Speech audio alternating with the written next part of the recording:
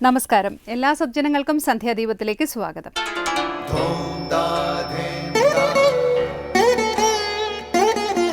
ശുഭം ഭവതു കല്യാണമായുസാരോഗ്യവർദ്ധനം സർവദുഃഖ വിനാശായ സന്ധ്യാദീപം നമോസ്തുതേ.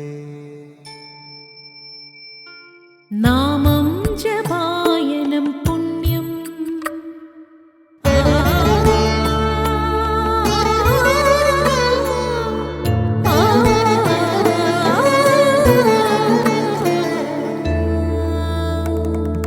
നാമം ജപായനം പുണ്യം നിരുപമദീപാങ്കുരം പോലെ സ്വരശ്രുതിലയവരമതുലം ദീവാങ്കണം മോക്ഷസംഗീതസാരം നീളും വഴിത്താരയിൽ ജീവതാരം മന്ത്രാലാപം മായാവിൻ നിൻ പ്രസാദം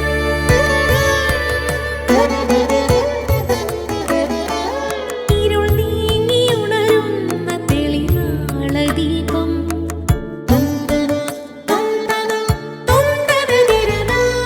ഇരുൾ നീങ്ങിയുണരുന്ന തെളിനാളദീപം പ്രണവാമൃതം ചൊരിയുന്ന ദീപം ദീപം ദീപം ദീപം ദീപം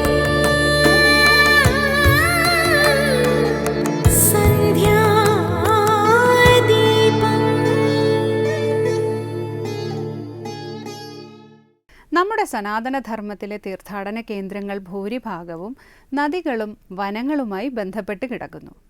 നമ്മുടെ ഈശ്വര സങ്കല്പങ്ങളിലും പ്രകൃതിയുമായുള്ള ഈ ദൃഢബന്ധം കാണാനാകും. ഹിമാലയവും ഗംഗയുമായി ബന്ധപ്പെടാതെ പരമേശ്വരനെക്കുറിച്ച് സങ്കല്പിക്കുക സാധ്യമല്ല. വൃന്ദാവനവും യമുനാ നദിയും കൂടാതെ ശ്രീകൃഷ്ണ ഭഗവാനെ ഓർക്കാൻ കഴിയില്ല.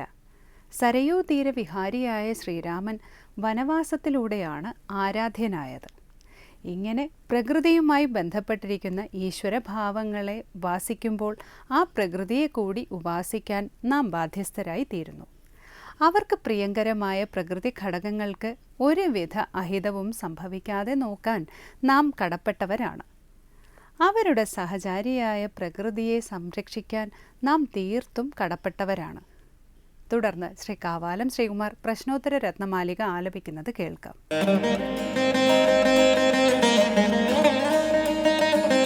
കിം പാരമാർത്ഥികം സ്യാദദ്വൈതം ചാജ്ഞതാ കുതോ നാദിഃ വപുഷശ്ച പോഷകം കിം പ്രാരബ്ധം ചാനദായി കിം ചായുഃ.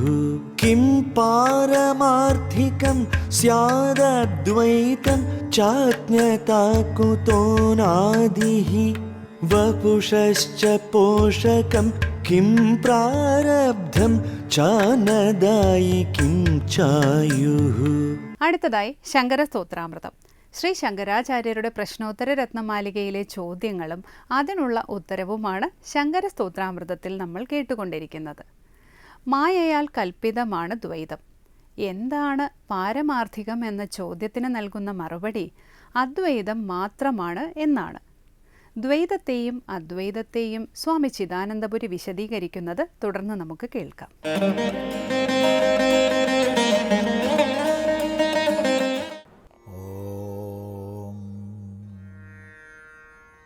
ഗുരുർബ്രഹ്മാ ഗുരുർവിഷ്ണു ഗുരുർദേവോ മഹേശ്വരഃ ഗുരുസാക്ഷാത് പരം ബ്രഹ്മ തസ്മൈ ശ്രീ ഗുരവേ നമഃ. ഓം സദാശിവസമാരംഭാം ശങ്കരാചാര്യമധ്യമാം അസ്മദാചാര്യപര്യന്താം വന്ദേ ഗുരുപരമ്പരാം. ശങ്കരാചാര്യ കൃതികളിൽ പ്രശ്നോത്തര രത്നമാലികയിൽ 59 ശ്ലോകം ശ്രദ്ധിച്ചു. അവിടെ ഒടുവിൽ അനിർവചനീയ ആര് എന്ന ചോദ്യത്തിന് മായ എന്ന് മറുപടി പറഞ്ഞു. ഉടനെ വരുന്നത് കൽപ്പിതം എന്താണ്, താത്പര്യം ആ മായയാൽ കൽപ്പിതം എന്താണ്. മായ എന്ന് പറയുമ്പോൾ ഉടനെ നമുക്കൊരു മായാകൽപ്പിതം എന്നുള്ള ചിന്ത വരുന്നുണ്ട്. എപ്രകാരം എന്നാൽ ഒരു മായാവി മായാപ്രയോഗം ചെയ്യുന്നു എന്ന് പറഞ്ഞാൽ എന്തെല്ലാമോ ചിലത് നമ്മുടെ മുമ്പിൽ കൽപ്പിക്കപ്പെടുന്നുണ്ട്. മായ എന്നുള്ള ശബ്ദം കേൾക്കുന്ന മാത്രയിൽ നമ്മുടെ മനസ്സിലുണ്ടാകുന്ന ചോദ്യമാണ് ആ മായയാൽ കൽപ്പിതമായതെന്ത്. മറുപടി ദ്വൈതം. ദ്വൈതം എന്നാൽ ദ്വിധാ ഇതം, ദ്വൈതം. ദ്വൈതസ്യ ഭാവം ദ്വൈതം. രണ്ട് ഉണ്ട് എന്നുള്ളത്, രണ്ടായിട്ട് പിരിഞ്ഞത്, അതിൻ്റെ ഭാവമാണ് ദ്വൈതം. ഞാനൊന്ന് വേറെ, ഈശ്വരനൊന്ന് വേറെ, അഥവാ ഈശ്വരനൊന്ന് വേറെ, ജഗത്തൊന്ന് വേറെ, ഞാൻ വേറെ, നീ വേറെ. ഇങ്ങനെ എന്തിനെ സംബന്ധിച്ചായാലും വേർപെട്ടു നിൽക്കുന്ന, രണ്ടായി പിരിഞ്ഞിരിക്കുന്ന ഭാവമാണ് ദ്വൈതം. അപ്പോൾ മായയാൽ കൽപ്പിതമായത് ദ്വൈതമാണ്. തിരിച്ചു പറഞ്ഞാൽ എല്ലാ ദ്വൈതങ്ങളും മായാകൽപ്പിതങ്ങളാണ്. ഇതാണ് പറഞ്ഞത്. അപ്പോൾ അവിടെ ചോദ്യം വന്നു, എല്ലാ ദ്വൈതങ്ങളും മായാകൽപ്പിതമാണെങ്കിൽ പാരമാർത്ഥികം എന്താണ്? അതാണ് അടുത്ത ചോദ്യം. കിം പാരമാർത്ഥികം സ്യാദദ്വൈതം ചാജ്ഞതാ കുതോനാദി വപുഷശ്ച പോഷകം കിം പ്രാരബ്ധം ചന്നദായി കിം ചായുഃ. കിം പാരമാർത്ഥികം സ്യാദ് അദ്വൈതം ചാജ്ഞതാ കുതോനാദി വപുഷശ്ച പോഷകം കിം പ്രാരബ്ധം ചന്നദായി കിം ചായുഃ. കിം പാരമാർത്ഥികം സ്യാത്. അപ്പം മായാകൽപ്പിതമാണ് ദ്വൈതം എന്ന് പറയുമ്പോൾ ദ്വൈതം മായാകൽപ്പിതമാണ്. എങ്കിൽ എന്താണ് പരമാർത്ഥത്തിലുള്ളത്? മായാൽ കൽപ്പിക്കപ്പെട്ടതാണ് ദ്വൈതമെങ്കിൽ പരമാർത്ഥം എന്ത്? മറുപടി പറഞ്ഞു, അദ്വൈതം. അദ്വൈതം മാത്രമാണ് പരമാർത്ഥം. അദ്വൈത പരമാർത്ഥോ ഹി. അദ്വൈതം മാത്രമാണ് പരമാർത്ഥം. അദ്വൈതം എന്ന് പറഞ്ഞാൽ ദ്വൈതം ഇല്ല എന്നുള്ളതാണ്. ദ്വൈതം പരമാർത്ഥമല്ല എന്നുള്ള ബോധമാണ് അദ്വൈതം. അഥവാ ദ്വൈതത്തെ നിഷേധിക്കുകയാണ് അദ്വൈതം. ഇത് പ്രത്യേകം ശ്രദ്ധിക്കേണ്ടതാണ്. അല്പം കൂടി സ്പഷ്ടമാക്കാം. മനുഷ്യൻ്റെ ജിജ്ഞാസയുടെ മൂലമായി നിലകൊള്ളുന്നത് ഈ ജഗത്തും ജീവനും ഈശ്വരനുമൊക്കെയാണ്.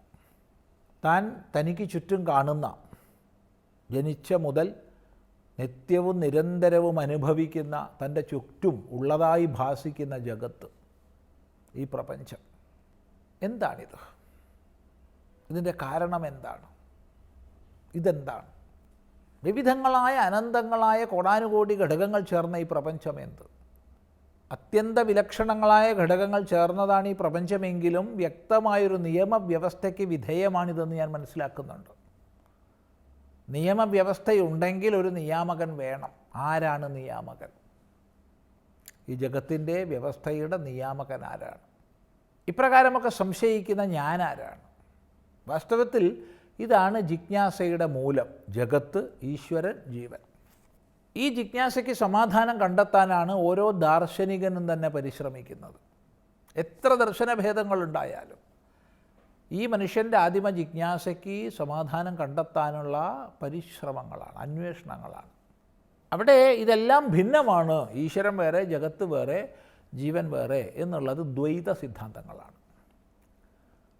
ജഗത്ത് ഈശ്വരനാൽ സൃഷ്ടിക്കപ്പെട്ടതാണ്. സ്രഷ്ടാവാണ് ഈശ്വരൻ. സൃഷ്ടിയും സ്രഷ്ടാവും ഒരിക്കലും ഒന്നാകാൻ തരമില്ല. സൃഷ്ടി ഉപാസ്യമല്ല, സ്രഷ്ടാവ് മാത്രമാണ് ഉപാസ്യൻ. ഇതൊക്കെ ദ്വൈതവാദങ്ങളാണ്, ദ്വൈതമാണ്. എന്നാൽ സൃഷ്ടിയും സ്രഷ്ടാവും സൃഷ്ടിജാലവും ഏകമാണ്. ജഗത്തും ഈശ്വരനും ജീവനും ഏകമാണ്. അതാണ് അദ്വൈതം. അപ്പോൾ ഇവിടെ വിഷയം ഈ അദ്വൈതമാണ് സത്യമെന്ന് ഉറപ്പുള്ള ആചാര്യൻ അദ്വൈതം എന്നുള്ള ശബ്ദമാണ് ഉപയോഗിച്ചത്. പലപ്പോഴും അദ്വൈതം എന്നുള്ളതിനെ ഇംഗ്ലീഷ് ഭാഷയിലേക്കൊക്കെ അനുവാദം ചെയ്യുമ്പോൾ ചിലരെങ്കിലും മോണിസം എന്നൊക്കെ തർജ്ജമ ചെയ്യാറുണ്ട്. തെറ്റാണ്. നോൺ ഡ്യുവലിസം എന്ന് തന്നെ തർജ്ജമ ചെയ്യണം. മോണിസം എന്നായിരുന്നെങ്കിൽ അപ്രകാരമുള്ള ഏകത്വദ്യോതകമായ ഒരു പദത്തെ ആചാര്യൻ ഉണ്ടാക്കാമായിരുന്നു. എന്ന ആചാര്യൻ അങ്ങനെയല്ല പറഞ്ഞത്. ഏകം ഐക്യം എന്നൊന്നും അല്ല പറഞ്ഞത്, മറിച്ച് അദ്വൈതം എന്നാണ്. അതായത് വ്യാവഹാരിക തലത്തിൽ അനുഭവത്തിലുള്ള ദ്വൈതത്തെ അംഗീകരിക്കുന്നു, സ്വീകരിക്കുന്നു. തുടർന്ന് പ്രമാണവിചാരം ചെയ്ത് അത് സത്യമല്ല, കേവലം പ്രാതീതികമാണെന്ന് ബോധിപ്പിക്കുന്നു. അപ്പോഴാണ് ദ്വൈതത്തെ നിഷേധിക്കുന്നത്. മൺപാത്രമില്ല എന്ന് പറയുന്നില്ല, മൺപാത്രമുണ്ട് എന്ന് പറഞ്ഞ് സ്വീകരിക്കുന്നു. എന്നിട്ട് വിചാരം ചെയ്തിട്ട് ഈ മൺപാത്രത്തിൽ വസ്തു മണ്ണല്ലാതെ മറ്റൊന്നുമില്ല എന്ന് ബോധിപ്പിക്കുന്നു. അപ്പോൾ ദ്വൈതത്തെ വ്യാവഹാരികമായിട്ട് അംഗീകരിക്കുകയും പ്രമാണവിചാരം ചെയ്ത ശേഷം പാരമാർത്ഥികമായിട്ടില്ല എന്ന് ബോധിപ്പിക്കുകയുമാണ്. അതുകൊണ്ടാണ് അദ്വൈതം എന്നുള്ള പദം ഉപയോഗിക്കുന്നത്. അപ്പം എന്താണ് പരമാർത്ഥം? ഒരു സംശയമില്ല, അദ്വൈതമാണ് പരമാർത്ഥം.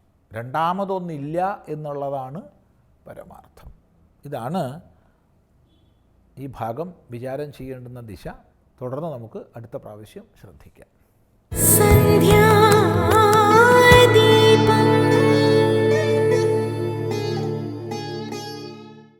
തുടർന്ന് സനാതനധർമ്മം. കംസന്റെ ബന്ധുവർഗത്തിലുള്ള അക്രൂരാദികൾക്ക് കംസന്റെ ദുഷ്ടകൃത്യങ്ങൾ അസഹ്യമായിരുന്നിട്ടും അധാർമികമായിരുന്നിട്ടും എന്തിന് സഹിച്ചു? ധാർമ്മിക വിചാരമുള്ളവർ അനുകൂലിച്ചതും അനുസരിച്ചതും എന്തിന് എന്ന് വ്യക്തമാക്കുന്നു സ്വാമി ബ്രഹ്മസ്വരൂപാനന്ദ ഇന്ന് സനാതനധർമ്മത്തിൽ.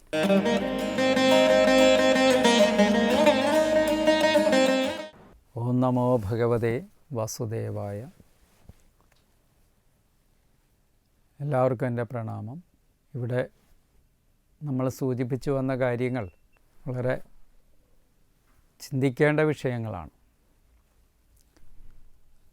കംസാദികൾ അവരുടെ സ്വഭാവം, അവർ ചെയ്യുന്ന പ്രവൃത്തികളിൽ ഒരിക്കലും അവർക്ക് യാതൊരുവിധ കുറ്റബോധമില്ലായ്മ,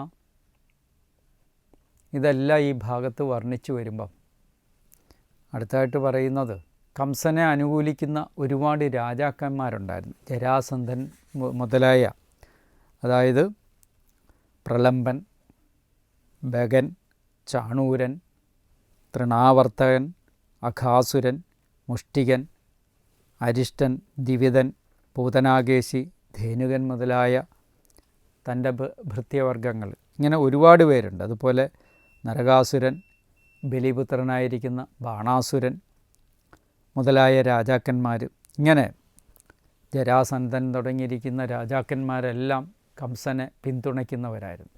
ഇങ്ങനെ അനേക ഭൃത്യവർഗങ്ങളെ വെച്ചുകൊണ്ട് യദുക്കളെ കൂടെ പീഡിപ്പിച്ചുകൊണ്ടേയിരുന്നു.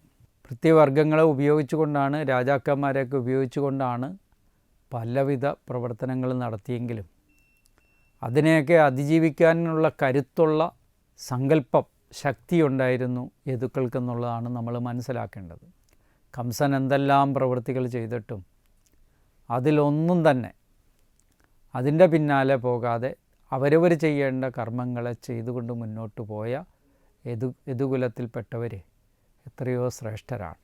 പക്ഷേ ഇവിടുത്തെ വിഷയം അതുമാത്രമല്ല. അക്രൂരാദി തുടങ്ങിയിരിക്കുന്ന ഭഗവത് ഭക്തന്മാർ, അക്രൂരൻ്റെ ഭക്തിയെക്കുറിച്ച് ഞാൻ പറയാതെ തന്നെ നിങ്ങൾക്ക് എല്ലാവർക്കും അറിയാം. അങ്ങനെ അക്രൂരാദി തുടങ്ങിയിരിക്കുന്ന ഭഗവത് ഭക്തന്മാർ പോലും കംസനെ എതിർക്കുക എന്ന് മാത്രമല്ല, കംസൻ്റെ ആജ്ഞാനുവർത്തികളായി തീർന്നു. കംസൻ പറയുന്നതനുസരിച്ച് ചെയ്തിരുന്നുള്ള കാര്യം. ഇങ്ങനെ വിശ്വാസി സമൂഹമായിരിക്കുന്ന അക്രൂരാദികൾ പോലും ഇങ്ങനെയുള്ള പ്രവൃത്തികൾ ചെയ്യാനുണ്ടായ കാരണം എന്താണെന്നുള്ള ചോദ്യത്തിന് ഉത്തരം നൽകുകയാണ് അടുത്ത ശ്ലോകത്തിലൂടെ. എന്താണ്? ഏകേതമനുരുദ്ധാന ജ്ഞാതയപരിവാസതേ ഹതേഷു ഷട്സു ബലേഷു ദേവക്യ അഗ്രസേനിന. ചില ജ്ഞാതികൾ തം അവനെ അനുരുദ്ധാന അനുസരിക്കുന്നവരായിട്ട് പരിവാസതയെ സേവിച്ചു. ഉഗ്രസേനൻ്റെ പുത്രനാൽ ദേവകിയുടെ ഷഡ്സു 6 ബാലേഷു കുട്ടികൾ ഹതേഷു കൊല്ലപ്പെട്ടു. ഇപ്പോൾ കംസൻ്റെ ബന്ധുവർഗത്തിലെ അക്രൂരൻ മുതലായ നല്ല ഗുണങ്ങളോട് കൂടിയ ഈശ്വരഭക്തന്മാർ പോലും കംസൻ്റെ ഈ അസഹ്യമായിരിക്കുന്ന ദുഷ്ടകൃത്യങ്ങളിൽ യാതൊരുവിധ ഇതുമില്ലാതെ അനുകൂലിച്ച് നിന്നത് എന്തുകൊണ്ടാണ് എന്നുള്ളത് ചോദിക്കുന്നതിന് ഉത്തരമായിട്ട് നമുക്കിവിടെ പറയുന്ന ഭാഗവതം എന്താ പറയുന്നത്? ഇതെല്ലാം കണ്ടും കേട്ടും അവർക്ക് വിചാരമുണ്ടെങ്കിലും ഇതെല്ലാം അധർമ്മം വർദ്ധിക്കുമ്പോൾ, ഇത്രയധികം അധർമ്മത്തെ ഇങ്ങനെ കംസൻ ചെയ്തു വരുമ്പോൾ തീർച്ചയായും ഭഗവത് അവതാരം ഉണ്ടാകുമെന്നുള്ള കാര്യത്തിൽ ഭക്തനായ അക്രൂരാദികൾക്ക് വിശ്വാസമുണ്ടായിരുന്നു. അതുകൊണ്ട് തന്നെയാണ് കംസൻ്റെ പ്രവൃത്തികളെ എതിർക്കാതെ നിന്നതും. ഇപ്പോൾ കംസൻ്റെ പ്രവൃത്തികളെ എതിർക്കാതെ നിൽക്കുന്നതിന് മറുവശത്ത് അക്രൂരാദികൾക്കുണ്ടായ ആത്മബലം എന്താണ്? ഈശ്വരഭക്തി മാത്രമാണ്. ഈശ്വരഭക്തിയിൽ ഉറച്ചു നിൽക്കുന്നവർക്ക് അവതാരത്തെക്കുറിച്ച് അറിയാമായിരുന്നു. അങ്ങനെ അധികമായ അധാർമിക പ്രവൃത്തികൾ പെരുകുന്നത് കൊണ്ട് തന്നെ കംസനും കംസൻ്റെ ഭൃത്യന്മാരും രാജാക്കന്മാരും ചേർന്ന് ചെയ്യുന്ന ക്രൂരവിനോദങ്ങൾ കണ്ടിട്ട് പോലും അവർ ദുഃഖത്തെ അടക്കിക്കൊണ്ട് ഭഗവാനോട് പ്രാർത്ഥിച്ചു കൊണ്ടിരുന്നു. ഭഗവാനെ, അവിടുത്തെ അവതാരത്തിന് മാത്രമേ ഈ ഹീനപ്രവൃത്തികളെ ഇല്ലായ്മ ചെയ്യാൻ സാധിക്കുകയുള്ളൂ എന്ന് പ്രാർത്ഥിച്ചുകൊണ്ടേ ഇരുന്നു എന്നാണ് പറയുന്നത്. അപ്പം ആ സങ്കടങ്ങളെ സഹിക്കാൻ കഴിയാനുള്ള ഉപായമായിട്ട് ഈശ്വരനെ സദാ സ്മരിച്ചുകൊണ്ടും ഈശ്വരൻ കംസൻ്റെ പ്രവൃത്തികളെ അനുകൂലിച്ചു കൊണ്ടുമാണ് അവർ നിന്നിരുന്നത്. സപ്തമോ വൈഷ്ണവം ധാമ യമനന്തം പ്രജക്ഷതേ ഗർഭോപിഭുവ ദേവഖ്യ ഹർഷശോകവിവർദ്ധന. ഏഴാമത്തെ വൈഷ്ണവം, വിഷ്ണുവിനെ സംബന്ധിച്ചതായ ധാമ തേജസ്, യം യാതൊരുവനെ അനന്തൻ എന്ന് പ്രജക്ഷതേ പറയുന്നു. ദേവക്യാഹ, ദേവകിക്ക് ഹർഷശോകവിവർദ്ധന, സന്തോഷത്തെയും സന്താപത്തെയും വർദ്ധിപ്പിക്കുന്ന ഗർഭം ബഭൂവ ഉണ്ടായി. അങ്ങനെ ദേവകിയുടെ 7ാമത്തെ ഗർഭം എന്ന് പറയുന്നത് വിഷ്ണു അംശമായിരിക്കുന്ന അനന്തനായിരുന്നു എന്നാണ് ഇവിടെ പറയുന്നത്.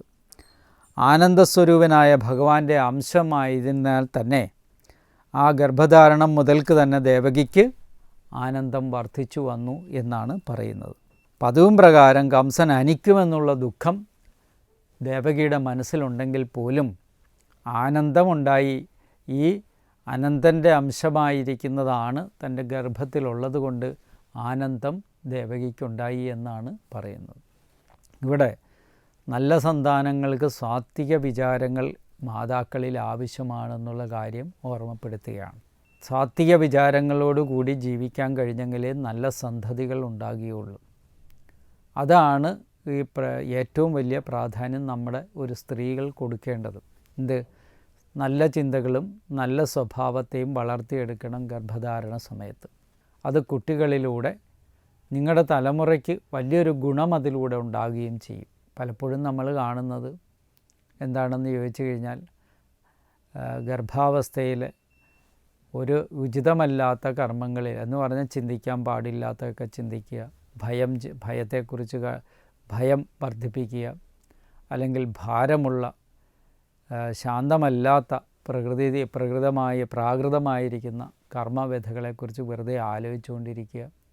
ഇങ്ങനെ പല പ്രകാരത്തിൽ ദുഃഖിതരായിത്തീരുന്ന സ്ത്രീകൾക്ക് അവർക്ക് ജനിക്കുന്ന സന്തതികളും അതേപോലെ തന്നെ ഭയത്തോടു കൂടിയവരായിരിക്കും.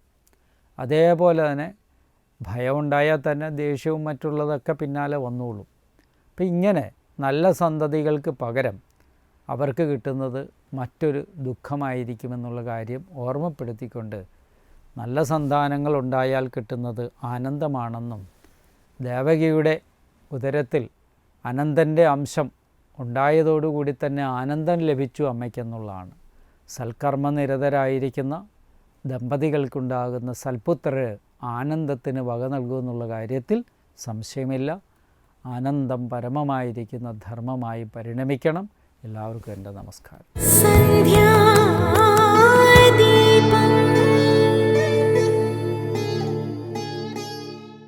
അടുത്തതായി ദീപാരാധനയാണ്. ക്ഷേത്ര സന്നിധിയിലെത്തി മംഗളാരതി തൊഴുത് ഇന്നത്തേക്ക് മടങ്ങാം. എല്ലാവർക്കും നമസ്കാരം.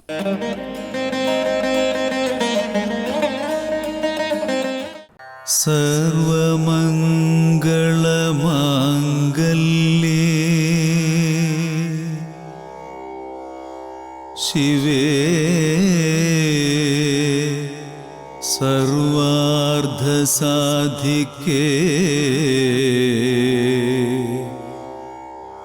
ശരണ്യേ ത്രയംബകേ ദേവി നാരായണി നമോസ്തുതേ.